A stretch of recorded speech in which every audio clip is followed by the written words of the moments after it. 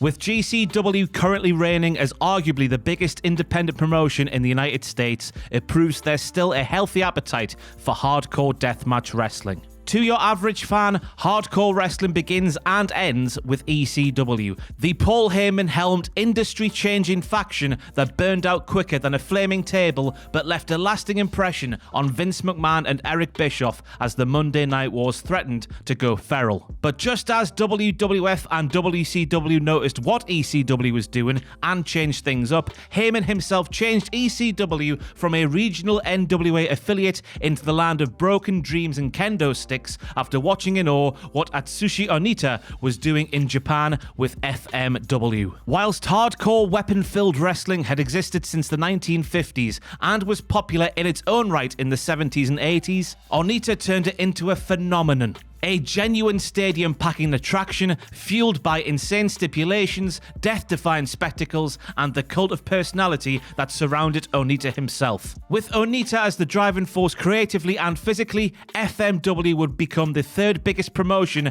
in Japan in the mid-90s, but would spectacularly disintegrate, leaving broken promises, broken bodies, and broken families in its wake. I'm Ross Tweddle from Cultaholic Wrestling, and this is the rise and fall of FMW.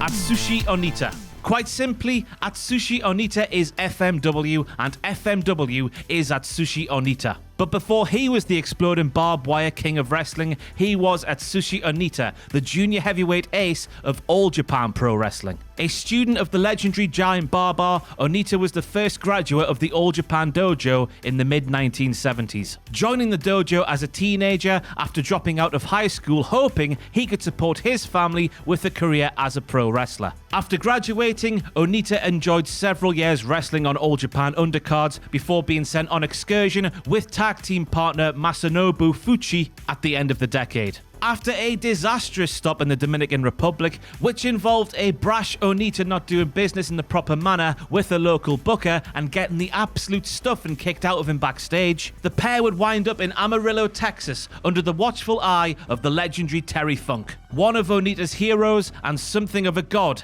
in Japanese wrestling. Funk set Onita and Fuchi up with his contacts in Memphis, and the two would dive right into the deep end, embracing the wild southern brawling style whilst tangling with the likes of Jerry Lawler and Bill Dundee, with things going especially wild during a concession stand brawl against Hot Stuff Eddie Gilbert and Ricky Morton in 1981. The two would return to All Japan in 1982, with the rival New Japan in the midst of a junior heavyweight boom thanks to the likes of Tiger Mask, Dynamite Kid, and Tatsumi Fujinami. Onita was chosen to head up All Japan's admittedly inferior junior heavyweight scene. Giant Baba took Onita under his wing as his protege early on, and allegedly considered legally adopting Onita as his son at one point, such was the bond between the two. It seemed inevitable that Onita would one day be pushed as one of the top stars of All Japan, alongside fellow dojo graduates Genichiro Tenryu and Jumbo Tsuruta. However, a series of injuries would curtail Onita's career. He'd blow his knee out and shatter his kneecap after slipping on some water in 1983, and despite coming back a year later, he was no longer the same wrestler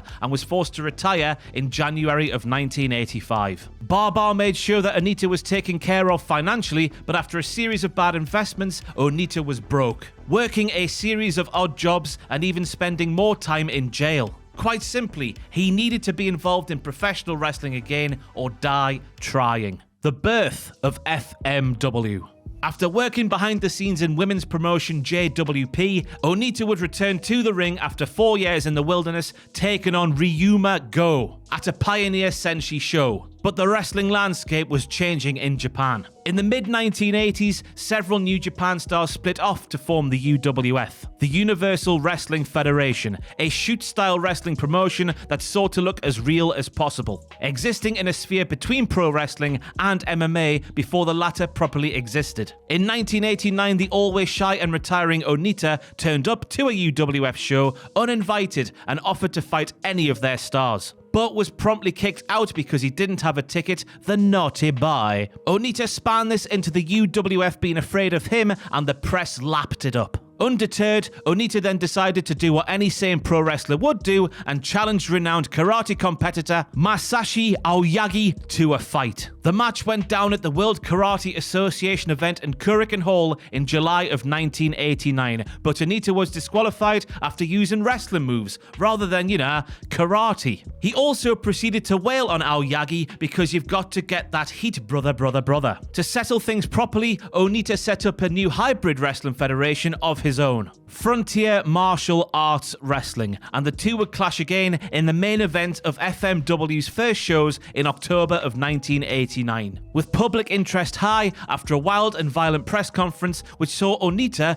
beaten to a bloody pulp. An FMW dojo was set up to help train the undercard, with a focus on Joshi wrestlers, whilst wrestling journalist and future Kaientai leader Wally Yamaguchi helped source talent and had some of his own students like Gedo and Jado help out the fledgling group, although neither would sign. Onita would also reach out to former All Japan roster mate Tarzan Goto to corner him for his first rematch against Aoyagi. The shows were legit sellouts, with Onita finally defeating Aoyagi on night 2 after losing the first match due to Goto throwing in the towel. Seeing that the events were an overwhelming financial and commercial success, Onita met with co-founders Kazuyoshi Osako and Miki Ibaragi, and the decision was made to keep FMW going, with the hopes of lasting at least another year. Initially designed to be a hybrid wrestling martial arts promotion, FMW soon started to change focus, a decision that made them a ton of money but would set a dangerous precedent in the process. FMW explodes. Needing to up the ante and further differentiate FMW from the rest of the Japanese wrestling scene, Onita and Goto took karate practitioners Mitsuhiro Matsunaga and Jerry Blaman, aka WCW's Jerry Flynn, in a barbed wire death match in late 1989, reportedly the first match of its kind in Japan. Onita got the idea from his excursion, and during the course of the match would be kicked into the barbed wire, with his bicep bleeding profusely as a result. The audience ate it up. FMW were off to the races. Soon the martial arts aspects of the company were significantly toned down as the bloodshed increased. Unable to get a major TV deal due to the content of its shows, FMW garnered word-of-mouth notoriety, building up a rabid cult-like audience in the process. With business growing, Onita sought to expand his roster, bringing in the likes of Ricky Fuji and his main rival Mr. Pogo, among others. Looking to up the ante and keep the audience entertained, Onita would pioneer a ton of matches, many of which were absolutely bonkers. First, he electrified the barbed wire ropes, and then he booked the first ever match at sea. In fact, he booked a whole bloody card, and so on and so on. Nothing was out of bounds for Onita and FMW, for better and for worse. With FMW's first anniversary show on the horizon in 1990, Onita flew to Puerto Rico to promote the event and shot an angle that insinuated he'd been stabbed by wrestlers on behalf of Invader One, the man who was widely believed to have stabbed Bruiser Brody to death in 1988. The angle was in very bad taste and disgusted many fans. Onita initially wanted to defeat Invader One at the first anniversary show to get revenge for Brody, but the match was cancelled. Invader was allegedly refused entry into Japan, and FMW were thrown out of Sumo Hall because they were bloodthirsty, violent lunatics who would have probably trashed the gaff. It's a good thing Invader didn't make the show anyway, as rumours suggest it was all a ruse for the Yakuza to get their hands on Invader One and murder him. Despite the Invader One saga being a misstep, FMW continued to rise. More wrestlers would come into the company. The Gladiator Mike Awesome, trainees Masashi Honda, aka Mr. Ganosuke, and Eiji Ezaki being some of the more notable names. Oh, and Horace Boulder too! Brother.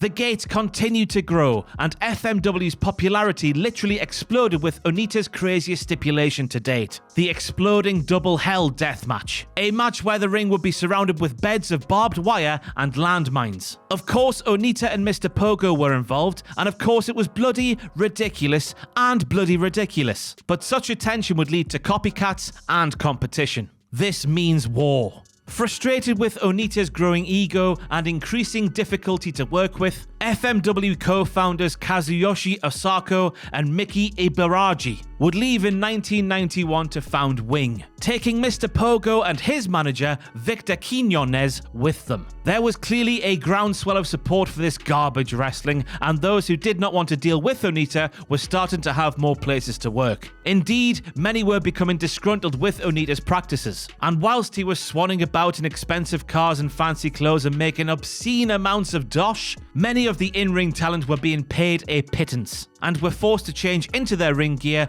on the bus. Such was the constant lack of proper changing facilities at FMW shows. FMW was still the de facto #1 in the growing deathmatch world, and heading into the mid-1990s, it seemed their popularity could only expand. Onita was now 100% in charge of FMW behind the scenes, although he did promote announcer Soichi Arai to vice president, a move that would eventually end in tragedy. Heading through 1991, FMW held its first stadium shows, with a combined 81,000 people attending 2 shows in August and September of 1991. Frankly, incredible numbers for a small experimental garbage promotion. Okay, so the main draw of the first show was huge musical acts, but FMW was a pull in itself. No matter your thoughts on Onita or his style of wrestling, it was undeniable that he had become a massive draw. With the wrestling world starting to take FMW seriously, Onita reached out to some legendary names to come and take part in the madness and lend some much needed legitimacy. With the Sheik making his way to FMW, bringing his homicidal, suicidal, genocidal, death-defying nephew, the innovative Sabu. Sheik and Sabu would eventually take on Onita and Tarzan Goto in what would be the most dangerous match in FMW history, the Fire Death Match. Quite simply, you take your regular barbed wire rope match and set it on fire. However, the fire is unpredictable, as is wind, and what was meant to be an exciting spectacle turned into a near-deadly inferno as wild flames engulfed the entire ring and gusts spread the blaze. Sabu, Goto, Onita, and the ref would all quickly bail to the outside, but the aging Sheik wasn't so lucky, receiving third-degree burns and later slipping into a coma that would nearly cost him his life. The ring itself burned to a crisp, and FMW never promoted another fire death match. The Sheik would recover though, and would even win FMW's main championship just 1 month later. Go figure. FMW continued regardless and blew everything up in sight. The martial arts aspect was erased entirely, and the company dropped the Frontier Martial Arts Wrestling name, with FMW becoming an orphaned acronym like WWE and KFC. The craziness of FMW's product was starting to take a toll on Onita though. First, the silly sod jumped off a bridge into a river in celebration after a bloody hard-fought victory, but all his cuts got infected by the manky river water, and Onita reportedly came close to death. Then in February of 1993, a month after making his in-ring return from the river incident, Onita would accidentally swallow barbed wire during a match and would require emergency surgery to make sure he didn't choke to death. Once again, Onita recovered and returned quickly because he had one hell of a match to promote on May the 5th, 1993. The Onita Retirement Tour. For FMW's 4th anniversary show, 41,000 spectators would pile into Kawasaki Stadium to see Onita take on his idol Terry Funk in a no-rope exploding barbed wire time bomb death match, where the entire ring would explode at the 15-minute mark. A grueling bloody brawl between two People's Champions, the match would see a burned Onita get the win and leave Funk to his fate. But as the timer ticked down, Onita would attempt to resuscitate his hero to no avail, and would end up covering Funk to shield him from the blast when the timer hit 0. Think Kenny Omega versus Jon Moxley, but if it went without a hitch and was a million times better. At this time, Onita was quite simply a megastar. He was on magazine covers, was a regular presence on talk shows, he had his own FMW video game for the Super Nintendo, and was becoming, frankly, a bit of an egotistical prick. With FMW having a license to print money, Onita started living super lavishly, was stiffing fellow professionals on the payout front, and to be blunt, was shagging everything that moved. On the business front, FMW would bring Mr. Pogo and Mitsuhiro Matsunaga back from Wing, and would also lure Wing Kanemura over to the promotion as FMW's biggest deathmatch rival slowly started to crumble. But Onita was becoming even more difficult and careless, treating many members of the undercard like crap, while the presence of the Yakuza was creeping creeping further and further into FMW. Sections of the crowd would be reserved for the Yakuza members, and wrestlers were told to leave them well alone to enjoy the show. Sabu, of course, ignored this and dove into the front row during a match, causing a minor disturbance. Later on, Yakuza members would beat Sabu half to death before Mike Awesome saved the day, with the two having to barricade themselves in a locker room until the heat died down. A year on from his magnum opus against Funk, Onita would face off against his former All Japan Dojo mate Genichiro Tenryu at the FMW 5th anniversary show, with the stipulation that if Onita lost, then he would retire. Lo and behold, in front of 52,000 fans in the Kawasaki Stadium, Tenryu defeated Onita in a no-rope exploding barbed wire death match. True to his word, Onita revealed that he would retire in 1 year after a highly publicized retirement tour, with his final match set for the 6th anniversary show on May the 5th, 1995. Remember, Onita is a massive carny. In the meantime, Deathmatch Federation IWA Japan would form from Wing's ashes, later hosting the legendary King of the Deathmatch tournament, and would try to lure away one of FMW's biggest prospects to no avail. The Phoenix rises. Throughout 94 and 95, it was business as usual, with Onita, Goto, and Mr. Ganosuke brawling with Mike Awesome and the reunited Wing lads in the main event scene, including a big death match on a floating ring in a pool.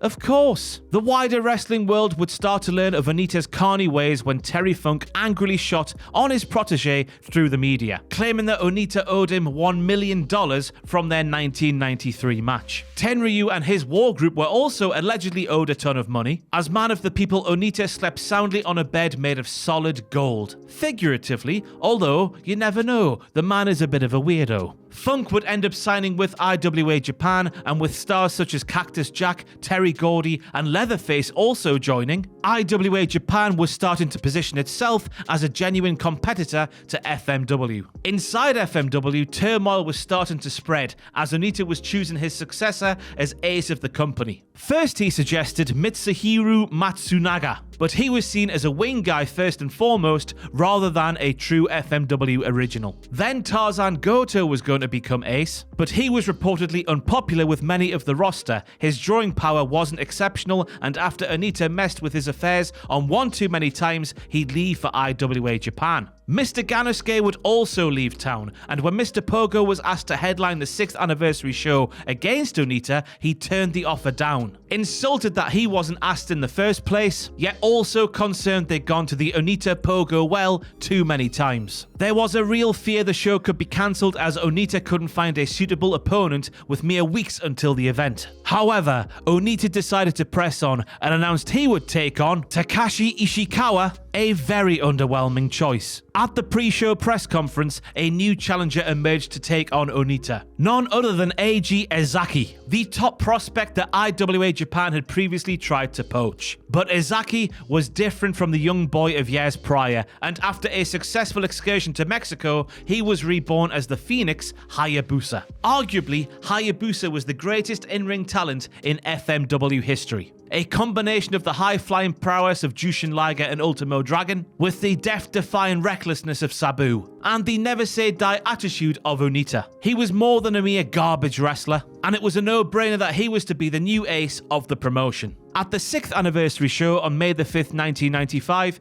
a record 58,250 fans packed the Kawasaki Stadium to witness Onita's farewell. An exploding cage barbed wire death match against Hayabusa. Although Onita won, of course, Hayabusa took a hellacious beating and looked amazing in defeat after showing tons of fighting spirit. Onita would ride into the sunset, and Hayabusa would lead the next chapter of FMW. FMW 2.0. With Onita gone from FMW entirely, Vice President Shoichi Arai formally took charge and rebuilt the company from the ground up. Literally. See, what Onita had failed to tell anyone was that despite the multi-million-dollar gates, FMW was a financial disaster. The 6th anniversary show brought in over $2.5 million. But after the talent and the building were paid for, there was bugger all left, as pretty much the rest of the money went to Onita, including his $300,000 performance fee. Onita had borrowed tons of money knowing he wouldn't have to pay it back. And when Arai dissolved FMW Inc., he borrowed $100,000 from Onita to start up Frontier Martial Arts Wrestling Inc., and even had to pay Onita $50,000 for the title belts, 2 buses, and other odds and ends. Don't worry though, because Hayabusa would lead the company onwards and keep building momentum.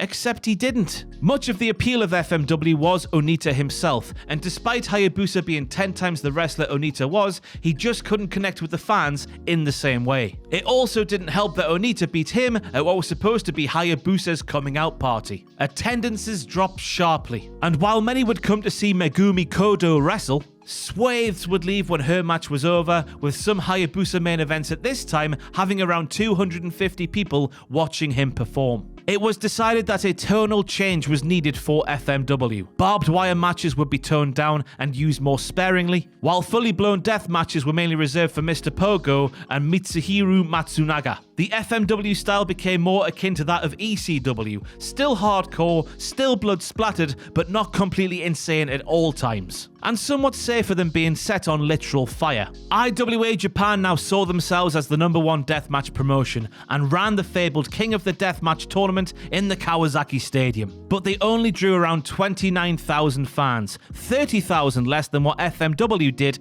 in the same stadium for the 6th anniversary show. The deathmatch bubble hadn't burst, but it was deflating, and IWA would soon be on life support come 1996. Slowly but surely, FMW fans came around to Hayabusa, who showed amazing fighting spirit in matches against Mike Awesome, while Megumi Kodo became the female Onita, pissing buckets of blood, never giving up, and smacking people very hard after getting blown up by C4. Younger stars like Masato Tanaka would also start to rise up the card, and the interpromotional war between the FMW lads and the former Wing crew would further escalate. On May the 5th, 1996, over 33,000 would flock to Kawasaki Stadium to see Mr. Pogo and the returning Terry Funk defeat Masato Tanaka and Hayabusa in a no-ropes exploding barbed wire double hell exploding death match. Elsewhere on the card, Cactus Jack, Taka Michinoku, and even the Rock and Roll Express would wrestle, and Megumi Kodo and the retiring Combat Toyota would have a classic no-ropes exploding barbed wire death match. Despite this new FMW being safer, it was still a very hazardous wrestling style, and Hayabusa would start racking up injuries, with his body becoming a scarred up mess in the process. Jushin Liger would offer him a spot in New Japan, while All Japan and WWF would also reportedly look to steal him away. But Hayabusa was loyal to FMW, perhaps to a fault. FMW would receive another blow as Megumi Kodo announced she too was set to retire at 1997's 8th anniversary show. But there was some good news on the horizon. Sort of. The return of Onita. With his acting career failing to get off the ground, Atsushi Onita returned to FMW for one night only for Mr. Pogo's retirement match. A wild 8-man brawl against Terry Funk and his crew in December of 1996. Despite it being Pogo's retirement match, news of which was allegedly a shock to Pogo, Onita stole the spotlight at every opportunity because this was the Atsushi Onita show, dammit, and you better like it. Elsewhere on the FMW card, Masato Tanaka and Mike Awesome would routinely twat each other, whilst the returning Mr. Ganosuke would enter a storied feud against longtime friend Hayabusa. Onita would do the inevitable and return to FMW part-time in early 1997, while future New Japan bookers Gedo and Jado and former All Japan star Kodo Fuyuki would join FMW full-time. Things seem to be back on track, with FMW bringing in 50,000 to a September Kawasaki Stadium show that also featured All Japan stars such as Kenta Kobashi and the WWF's Vader and Ken Shamrock. Outside of FMW, Hayabusa and tag team partner Jinsei Shinzaki would be booked in All Japan's World's Strongest Tag Determination League 97. Whilst a working agreement was reached with ECW, with Carney charts going off the scale when Paul Heyman and Onita met for the first time. Onita would try and swing his dick about the place during his second FMW run, figuratively this time, but as he wasn't boss anymore, it had fallen on deaf ears. Head booker Go Ito would turn Onita heel after he formed a new group called Zen to face off against Hayabusa and Team FMW. A move that greatly angered Onita because his ego was still massive and he wanted to remain as the babyface man of the people. Onita's heel turn would not properly take off as most markets were still cheering him out of the building. But the locker room was still turning against him. Kodo Fuyuki was gaining more influence backstage and wanted to steer FMW even further away from death matches as attendances started to decline once more. Never mind that the deathmatch style was super tough on performers. But Onita made his millions do in death matches, and he just needed to cling to his spot, brother. Unsurprisingly, many in the locker room thought Onita was an attention-hungry dickhead who only looked out for himself. Shock, horror. With the Monday Night Wars in America showing that car crash TV wrestling could draw massive numbers without anyone literally being blown up, a more sports entertainment style was slowly implemented as FMW signed a TV deal with DirecTV, with FMW in its original form far too violent for broadcast TV. Onita kept trying to meddle with FMW's booking, forgetting that he was no longer in charge, while also working to promote the first ever exploding ring barbed wire death match in America against the Sandman in ECW, a match that would ultimately never happen. Onita was also disgusted at how FMW was becoming tame sports entertainment, and announced he was leaving the promotion for good in November of 1998 to embark on a lucrative freelance run, including several iconic matches in New Japan Pro Wrestling. However, ask anyone but Onita and they'll say he was forced out of FMW, with the locker room and management frankly sick of his conduct, refusing to put over young talent, wanted to cling onto his spot by any means necessary, trying to meddle in backstage affairs, all the usual pro wrestling bullcrap basically. With Onita gone for good, FMW strayed further down the path of sports entertainment, but it was a financial and critical disaster, with TV production costs putting a further dent in FMW's wallet, whilst many fans turned away from the promotion. The demise. Put simply, the new FMW Entertainment Pro Wrestling wasn't working. Head booker Go Ito would walk away in 1999 due to burnout, with Kodo Fuyuki taking the pen and going fully bollocks with it. I mean Russo levels of bollocks. For example, H, an unmasked Hayabusa, took on Mr. Ganasuke, now known as Hayabusa, in a Ricky Fuji anus exploding death match, where to win, you'd have to stick a firecracker up your opponent's jacksie and light it. These two were heated generational rivals, remember? Fuyuki allegedly wanted to rename the company World Entertainment Wrestling, but President Soichi Arai shot this down, saying there was still some name recognition in FMW. It was just now an FMW that would feature ghosts, curses, and giant biohazard monsters. Yes, really. The Gates at this time often struggled to break the 3,000 mark, a massive fall from grace from FMW's peak. A renewed working relationship with ECW would help a little, as would a Shawn Michaels guest ref appearance in 1999, but the rot had truly set in. Like Onita before him, Fuyuki pushed himself heavily and used all manner of publicity stunts to attract attention to FMW. From having adult movie stars join the roster, to matches featuring celebrity chefs and baseball stars, along with many other shenanigans, nothing was too dumb or crass for FMW. FMW's TV partner, DirecTV, would go out of business in 2000, with FMW subsequently finding a new home on Sky Perfect TV. However, like ECW with TNN, Sky Perfect TV just didn't care about FMW and hardly promoted the company, nor did they adequately support them financially. Things were worse than before. Whatever fans were left started losing interest, exacerbated when only proven draw left in the company, Hayabusa, had to take 6 months off for surgery. And yet another similarity to ECW, FMW's money woes were so bad that Soichi Arai couldn't afford to pay many of his wrestlers heading into 2001. Unsurprisingly, many stars would leave town, with the biggest being Masato Tanaka. A last roll of the dice saw over 11,000 attend the 12th anniversary show in the former Kawasaki Stadium parking lot as Hayabusa returned, as did Genichiro Tenryu, while the great Sasuke would compete in the first exploding cage match since 1997. FMW would also strengthen their working relationship with All Japan, but an unthinkable disaster soon struck. Korakuen Hall, October the 22nd, 2001. The main event of the evening saw Hayabusa take on Mammoth Sasaki in a regular singles bout. Mid-match, Hayabusa went for a lion salt but slipped on the middle rope, didn't complete the full backflip rotation, and spiked his head on the mat. Hayabusa cracked 2 vertebrae and was rendered paralyzed from the neck down. The match somehow continued until the referee realized something was very wrong as faces ran into the ring, as did Arai, who was on commentary. Hayabusa remained conscious and told the audience to wait for him and not let FMW die, as he was stretchered out of the arena. Throughout his career, Eiji Ezaki admitted his high-flying style scared him, and his character change to H was in order to leave the death-defying Hayabusa style behind, in order to rebrand as more of a mat technician. But the fans loved Hayabusa, and Ezaki redonned the famous mask and reverted back to that style that made him a legend, all to please the hardcore FMW audience. The wrestling world was stunned by Hayabusa's injury, and many offered their services to help an FMW who had just lost their biggest star.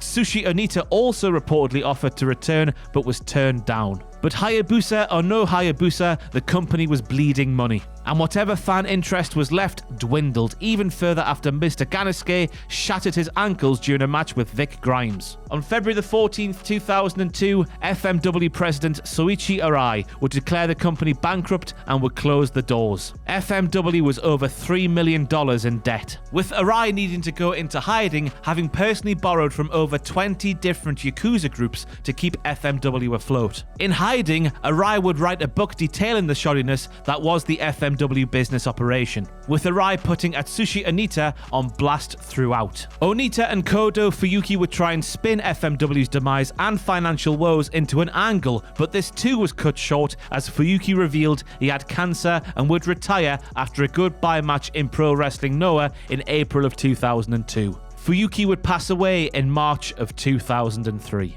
Further tragedy struck in May of 2002 when, unable to pay off FMW's debt to the Yakuza, Soichi Arai took his own life. Arai hoped that his life insurance payout would settle his Yakuza debts and keep his family safe. However, the payout was not enough, and his family would have to pay off the remainder of the debt. Arai's daughter Shell would reveal years later that she holds Atsushi Onita partly responsible for her father's death for having taken advantage of his loyalty and kind personality, lumbering him with the financial insecure FMW without revealing the true extent of its debts and its burdens.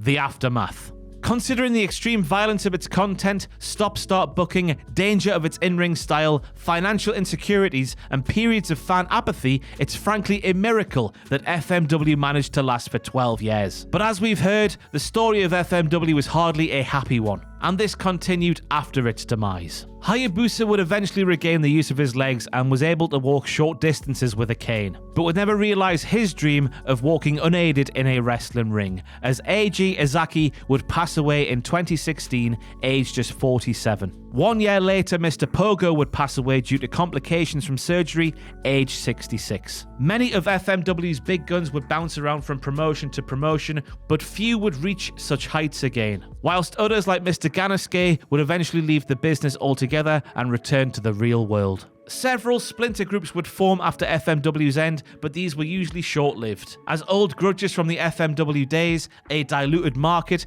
and wrestling as a whole being on the downturn helping kill them off. Without FMW, Wing, and IWA Japan, Big Japan Pro Wrestling would reign as the king of the Japanese deathmatch scene, whilst CC Dub would carry the torch in the States for several years before GCW went gangbusters. Unsurprisingly, FMW built up one hell of a cult following during its run, and several attempts were made over the years to revive the FMW name. Onita tried in 2002 and again in 2015 before eventually launching FMW Explosion in 2021, allegedly after being disgusted by the botched ending of AEW's Exploding Barbed Wire Deathmatch at Revolution 2021. This was all after a brief run in politics which saw Onita forced to resign after, you guessed it, sex scandals because the old dog still loves shagging. Despite being his own biggest fan, a massive carny, and during his FMW run, nothing special from a technical standpoint, there is probably no better babyface underdog in the history of pro wrestling than Atsushi Onita. No one could elicit as big a response from the crowd, especially after being set on fire and crying buckets in the ring. Onita's influence is still all over pro wrestling today. Just flick on AEW and you'll hear his theme music blaring out in arenas all over America, with Jon Moxley using Wild Thing as a nod to the real king of the deathmatch. Whilst deathmatch wrestling has always been a niche in an already niche world, it is unlikely that we'll ever see another deathmatch federation reach the heights that FMW did. Quite simply, Atsushi Onita caught lightning in a bottle and inadvertently changed the wrestling business forever. Without FMW, there is no ECW. Without ECW, there is likely no Attitude Era. And wrestling as a whole would have been a whole lot more boring.